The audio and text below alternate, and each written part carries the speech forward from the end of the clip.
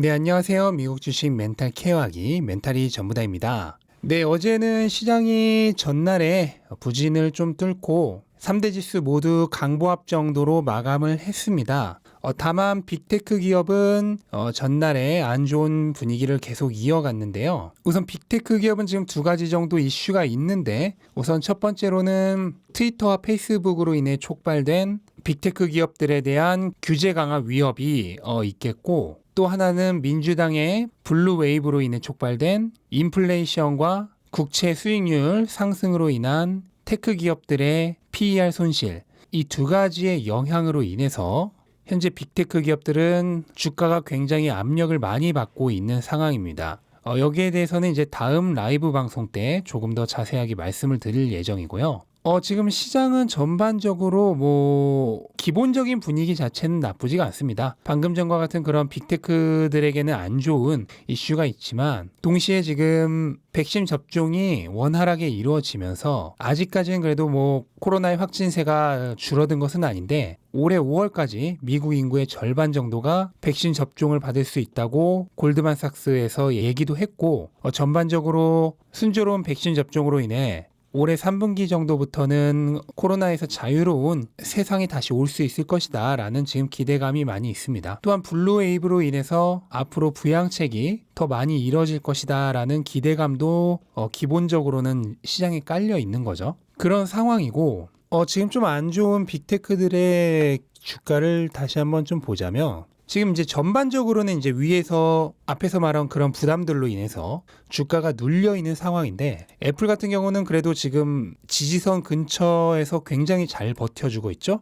벌써 세 번째 지지선을 버틴 모습이고, 제가 이거 어제도 말씀을 드렸듯이 추가 매수를 하시려는 분들은 바로 이런 부분에서 매수를 더 많이 하시는 게 좋다고 말씀을 드린 거죠. 이제 확률적으로 이런 곳들은 주가를 버텨낼 가능성이 높은 부분이기 때문에 그렇게 말씀을 드리는 겁니다. 그 아마존도 마찬가지입니다. 지금 이 삼각형 모양의 하변 부근에서 강하게 지금 버티고 있어요. 그래서 주가가 하방 압력이 있음에도 불구하고 버텨내고 있는 거죠. 이거는 마이크로소프트를 보면은 그 차이가 분명해집니다. 마이크로소프트는 지금 추세선보다 상당히 위에 있기 때문에 버텨내는 힘이 아무래도 다른 기업보다는 적을 수밖에 없죠. 그래서 애플이나 아마존보다는 조금 더 하락이 있었던 거고, 구글도 마찬가지예요. 구글도 지금 지지선보다 상당히 위에 있었기 때문에 애플, 아마존이 보합 정도로 끝난 거에 비하면 마이크로소프트와 구글은 조금 더 하락 압력이 있었다라고 보시면 되겠습니다.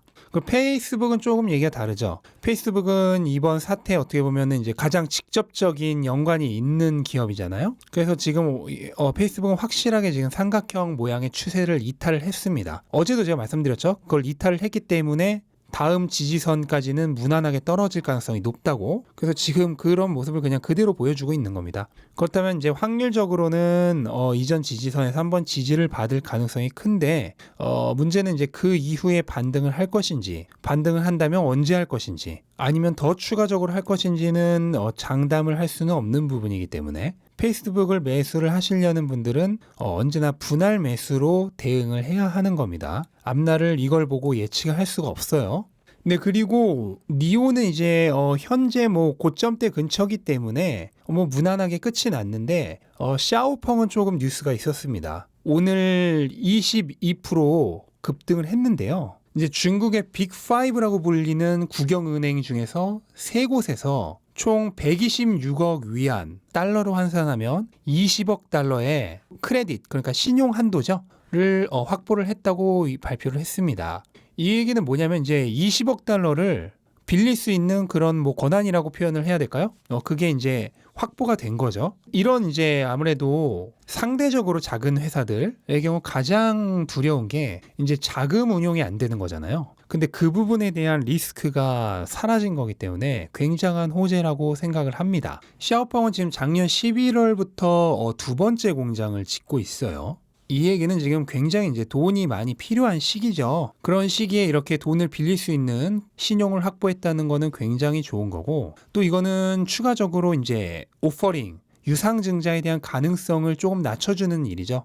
은행에서 돈을 빌림으로써 자금을 조달할 수 있게 되었기 때문에 유상증자를 통해 자금을 조달할 가능성은 상당히 낮추는 일이기도 합니다. 일단은 이런 소규모 성장 기업은 유상증자를 굉장히 많이 할 수밖에 없어요. 왜냐하면 돈은 계속 필요한데 돈 나올 데가 없잖아요. 그러니까 유상증자로 끊임없이 이제 자금을 마련을 하는 건데, 이번 20억 달러 신용 확보로 인해서 아무래도 단기적인 유상증자 가능성은 상당히 낮춰준 거고, 그렇다면 주주들에게는 그것도 굉장한 이득이 되는 거죠. 그래서 일단은 샤오펑 같은 경우에는 굉장히 오늘 많이 올랐습니다. 그래서 주가 흐름이 제가 보기에는 이거는 하루짜리는 아닐 것 같고 더 오를 가능성이 굉장히 높아 보이는 흐름입니다. 그리고 리오토는 특별한 이슈는 없었는데요. 같이 올랐어요. 이거는 뭐냐면 아무래도 이제 같은 기대감이 있는 거죠. 중국의 국영은행들이잖아요. 그러니까 아마 리오토에게도 같은 일이 일어나지 않을까 하는 기대감이 더해진 건지는 잘 모르겠는데, 일단은 제가 파악하기로는 특별한 이슈는 없었던 걸로 압니다. 이제 같은 카테고리에 묶여져 있다 보니까 같이 상승을 하는 것으로 보이고, 덕분에 이제 EV 시장 전체가 굉장히 분위기가 좋았습니다. 근데 그리고 대망의 테슬라는 뭐가 그리 급했는지 세일을 하루 만에 마감을 시켜버렸어요. 그리고 다시 5% 가까이 상승을 해서 850 정도에서 마감을 했습니다.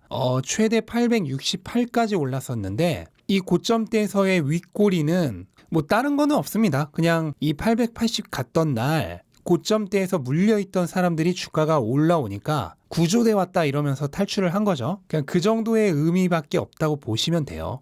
지금 이런 상황에서 요 차트 요거를 보고 내일 어떻게 될 거다, 내일 모레 어떻게 될 거다, 이런 거 예측하는 거는 거의 의미가 없고, 이렇게 제가 설명드린 이제 지지선 부근에서 밟고 반등할 확률이 높기 때문에 분할 매수 하시려는 분들은 지지선이 아닌 부분은 듬성듬성 사고, 지지선 근처에 오면은 밀도 있게 사라고 제가 이제 조언을 드렸던 부분입니다. 그렇게 사셨던 분들은 지금 굉장히 기분 좋은 상황이실 테고, 단 이렇게 오늘 반등을 했다 그래서 앞으로 쭉쭉 반등을 할 거냐, 무조건 장담은 할 수 없는 부분이니까 현재 지지선이 아닌 부분, 위로 올라간 부분에서 돈생강사 하실 분이 아니라면 굳이 급하게 이제 추가 매수를 하실 이유 전혀 없어요. 급하게 추가 매수 하지 마시고요. 천천히 페이스 유지하면서 혹시 또 주가가 하락을 해서 지지선 근처로 올 수도 있는 거니까 그때를 대비해서 돈을 남겨놓고 천천히 사시면 되는 겁니다. 올라간다고 지금 못 사면 이제 영원히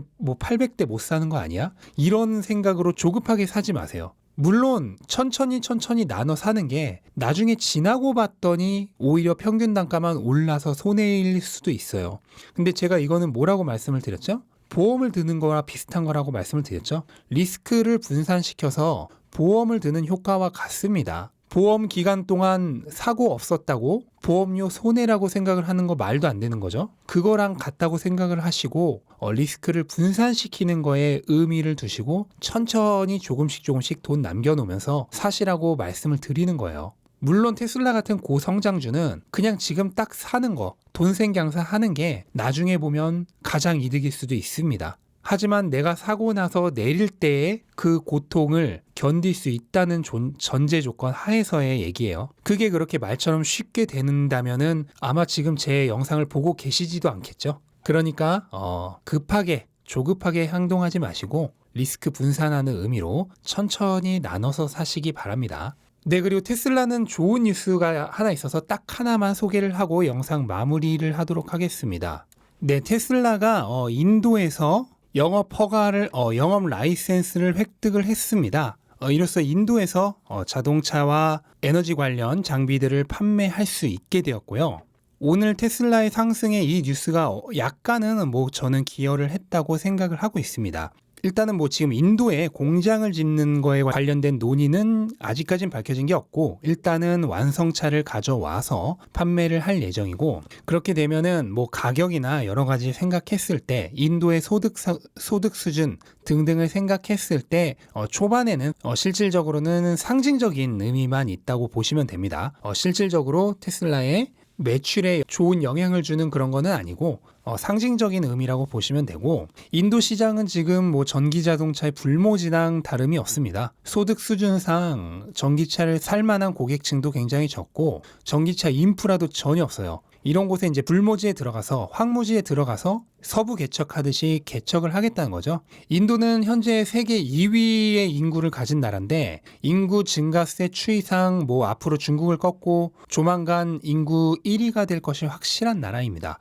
그런 나라에서 초기에 진입을 해서 황무지를 개간한다는 게 굉장히 저는 큰 의미가 있다고 보고 지금 당장의 수입보다도 나중에 테슬라의 수입을 늘리는데 굉장히 큰 도움이 될 거라고 생각을 해요. 그래서 저는 궁극적으로는 기가 인도에 공장을 짓는 것도 테슬라의 미래를 위해서 굉장히 좋을 것이라고 개인적으로는 생각을 하고 있습니다. 그래서 저는 테슬라의 인도 진출 뉴스가 굉장히 호재라고 생각을 하고 있습니다. 네, 이렇게 오늘 한 바퀴 둘러봤고요. 일단은 시장의 분위기가 좀 반전이 된 게 느껴져서 굉장히 안심이 되고 내일부터 오늘의 이 흐름을 좀 더 이어가길 바라는 마음입니다. 추운 날씨에 감기 걸리지 않도록 조심하시기 바라고요. 오늘도 좋은 하루 되시기 바랍니다. 영상 봐주셔서 감사합니다. 이만 마치겠습니다.